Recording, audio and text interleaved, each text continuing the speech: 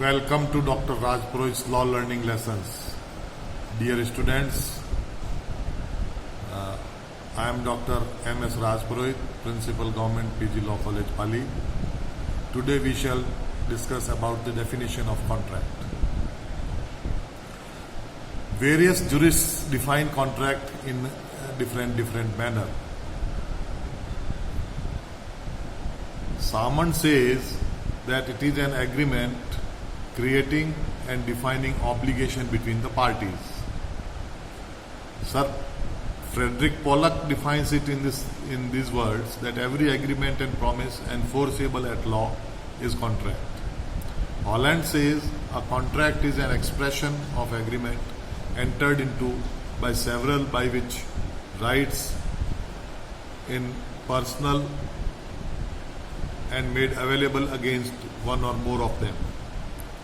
Sir William Anson defines it, a contract is an agreement enforceable at law made between two or more persons by which rights are acquired by one or more to act or forbearance on the part of the other or others.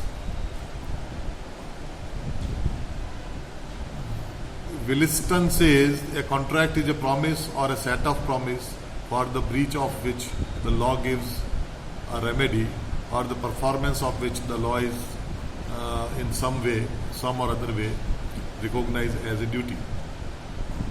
Justice Leake says a contract is an agreement as the source of a legal contract imports that one party shall be bound to some performance which the other shall have a legal right to enforce. Savigny defines it, a contract is the union of several persons in accordance with the expression of the will with the objective of creating the obligation between them. Now, Indian Contract Act defines contract under Section 2H of the Indian Contract Act 1872, according to which an agreement enforceable by law is a contract. So, we can say for a valid contract, as per the definition given which we have just discussed, there are two things. One is there must be an agreement, and that agreement should be enforceable by law. So if the agreement is there and if the agreement is enforceable by law, it becomes contract. Now what is agreement? Agreement is defined under Section 2E of the Contract Act, according to which every promise or every set of promises forming the consideration for each other is an agreement. So there must be a promise or set of promises, and for those promises there must be some consideration for both each other. Then it is an agreement. And what is promise? Promise is defined under Section 2B of the Contract Act, according to which a proposal, when accepted, becomes a promise. Meaning thereby, if we conclude in mathematical way, that promise is equal to proposal plus acceptance. So this is one equation, and second equation which is regarding agreement. So agreement is equal to promise plus consideration. If we sum up both the equations, that it comes that agreement is equal to proposal plus acceptance plus consideration. So we can say for an agreement there must be a proposal and there must be an acceptance. So proposal and acceptance becomes promise, and if there are reciprocal consideration for each other, then it becomes agreement. What is proposal? Proposal is defined under Section 2A. When one person signifies to another his willingness to do or to abstain from doing anything with a view to obtaining the assent of the such act or abstinence, he is said to make a proposal. When that proposal reach to the other party, and that person to whom the proposal is made signifies his assent thereto, the proposal is said to be accepted. And when the proposal is accepted, it becomes promise.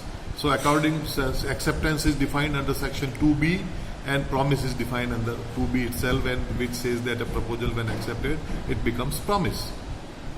So for a proposal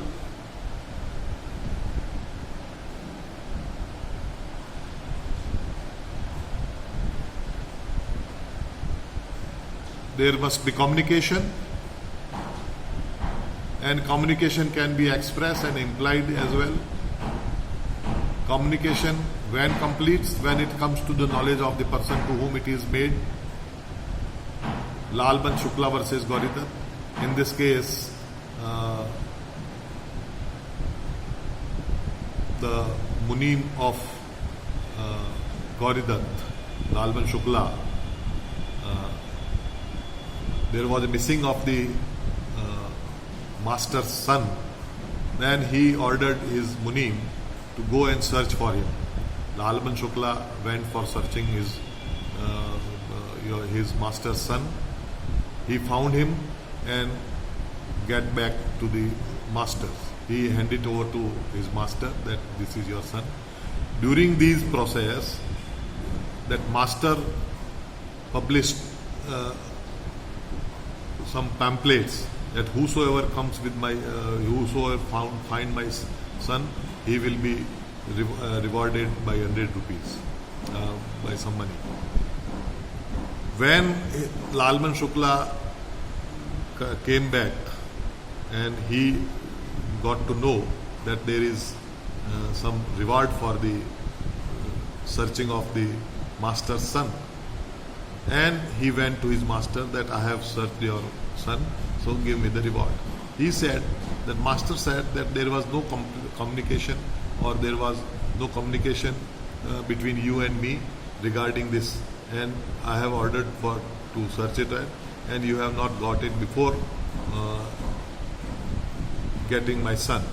So therefore you are not, you cannot get the claim on the reward. So it is, the communication should be completed. There must be intention to contract also. Although there is no specific provision in Indian Contract Act, but English law it is there. So it is there. Balfour versus Balfour is very famous case in this way. That defendant service was serving in Ceylon. They went to England for enjoying their leaves with wife.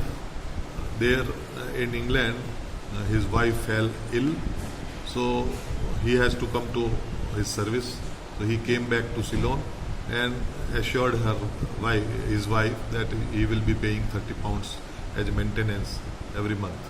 But later the relationship broken and they were separated. But allowances fell.